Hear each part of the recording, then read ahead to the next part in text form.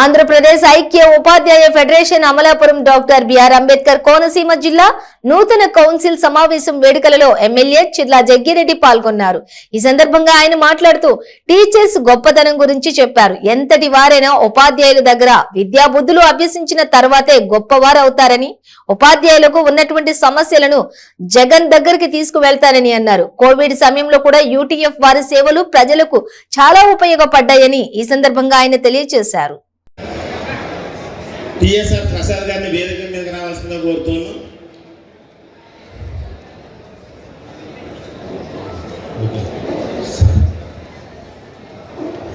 ఈ హాల్ కూడా కొంత మనకి ఏఎంసీ చైర్మన్ గారు చిన్న కేజీరెడ్డి గారు కూడా మన ఈ సమావేశానికి అధ్యక్షులు కోనసీమ జిల్లా ఫుట్బాల్ అసోసియేషన్ వీరు ఇచ్చేసి ఉన్నారు. వారి యొక్క సందేశం ఇవ్వడం జరుగుతుంది.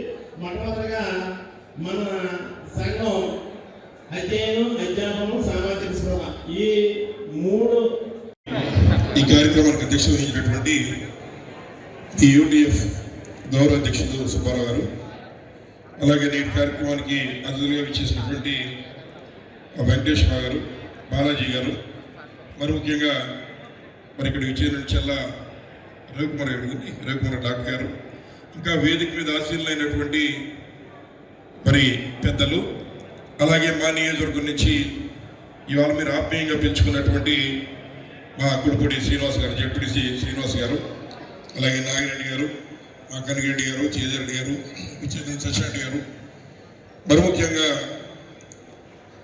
ఈ కార్యక్రమానికి ముందు నుంచి కూడా నా దగ్గరికి వచ్చినటువంటి మా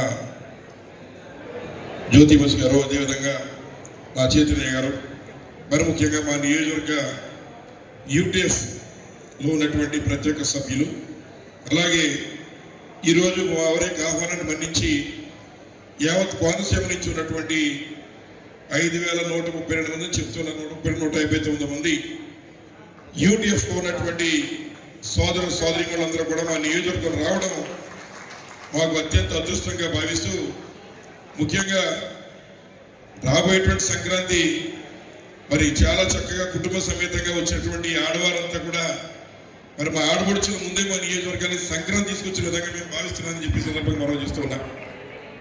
అలాగే ఈ కళ్యాణ మండపం మా మావయ్య గారు ఎవరైతే ఉన్నారో కనిరెడ్డి గారు, వారి యొక్క పుత్రులు కూడా మీకు అత్యంత సన్నిహితులు కావడం, వారి యొక్క కళ్యాణ మండపంలో ఈ కార్యక్రమం జరగడం అనేటువంటిది ఒక అదృష్టంగా మనం భావిస్తూ ఉన్నాం. అలాగే ఏదైతే ఈరోజు ఒక సామాజిక చైతన్య యాత్రగా మన యూటీఎఫ్ వారు ఇక్కడ ఏర్పాటు చేసుకున్నారో, ఈ యూటీఎఫ్ నాకంటే ఒక సంవత్సరం పెద్దవారని చెప్పి సందర్భంగా మనం చేస్తూ ఉన్నాం. 1974లో మీ యూటీఎఫ్ పుడితే నేను 1975లో పుట్టాను. అంచేత మా అక్కలు చెల్లెళ్ళు అందరూ, మా అక్కలందరూ కూడా అక్కలు అన్నయ్యలండి, తమ్ముళ్ళు లేరు, చెల్లెళ్ళండి. చాలా సంతోషం. మొట్టమొదటిసారి రాజకీయాల్లోకి వచ్చినప్పుడు మరి ఏదైతే మొట్టమొదట రాజకీయాల్లో కూడా నాకు మొదటి గెలుపునిచ్చినటువంటి వారు ఉపాధ్యాయులు నియోజకవర్గాలు అని చెప్పి సందర్భంగా మనం చేస్తున్నాం. వేళ కోనసీమ ముఖద్వారమైనటువంటి రావులపాలెంలో జరుగుతున్న కోనసీమ యూటీఎఫ్ మహోత్సవంలో మన యూటీఎఫ్ ఉద్యమానికి పితామహులుగా భావించేటువంటి అప్పారి వెంకటస్వామి గారికి 2 మొక్కలంటే బాగా ఇష్టం, మనందరికీ తెలుసు. హైదరాబాద్ హోంలోని విజయవాడ హోంలో కూడా ఆయన మునగ మొక్క అలాగే అరటి మొక్కలు బాగా పెంచేవారు. ఆయనకి చాలా 2 మొక్కలు అంటే చాలా ప్రీతి.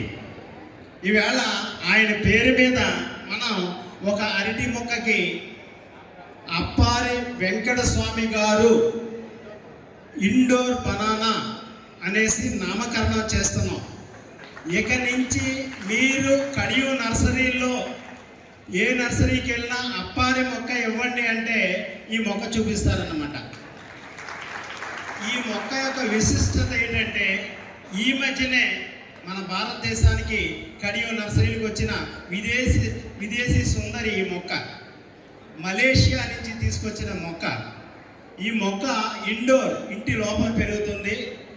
4 ఏళ్ళు పెరిగిన తర్వాత చిన్న గెలేస్తుంది, చిన్న అంటుపళ్ళు ఉంటాయి. ఆ గెల 1 సంవత్సరం పాటు పాడవకుండా ఉంటుంది.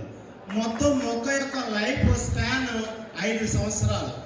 ఈ అపురూపమైన మొక్కకి ఈవేళ మన ఎమ్మెల్యే గారి చేతుల మీదుగా మనం అప్పారి మొక్క, అప్పారి ప్లాంట్ అని నామకరణం చేసుకుంటున్నాం మీ అందరి కరతాళ ధ్వనుల మధ్య.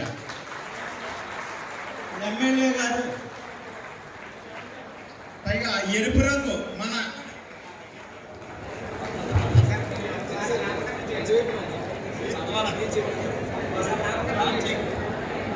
చాలా సంతోషం, చాలా ఇన్స్పైరింగ్ గా ఉంది. అలాగే మాస్టర్ అట్లెస్ కూడా పెట్టారేమో తెలియదు నాకు, అన్ని నర్సరీలో కూడా దొరుకుతుందని చెప్తున్నారు. అసలు అరటి అంటేనే మన శుభకార్యాలకు వాడతాం, శుభసూచం. ఏదో 1-2 రోజుల బయట కడతాం కానీ తర్వాత వాడిపోతాం. కానీ ఇండోర్ ప్లాంట్గా మరి ఈ ప్లాంట్ని మీరు నామకరణం చేయించడం, అది అప్పారి బనానా అనేటువంటి మాట చక్కగా మరి ఉపాధ్యాయులందరూ పెట్టిన దీనికి తిరిగి ఉండదు. తప్పనిసరిగా అందరి ఇంట్లో ఉండాలని కోరుకుంటాం, మా ఇంట్లో కూడా పెట్టుకుంటారు. అదృష్టంగా భావిస్తున్నాను. ధన్యవాదాలు.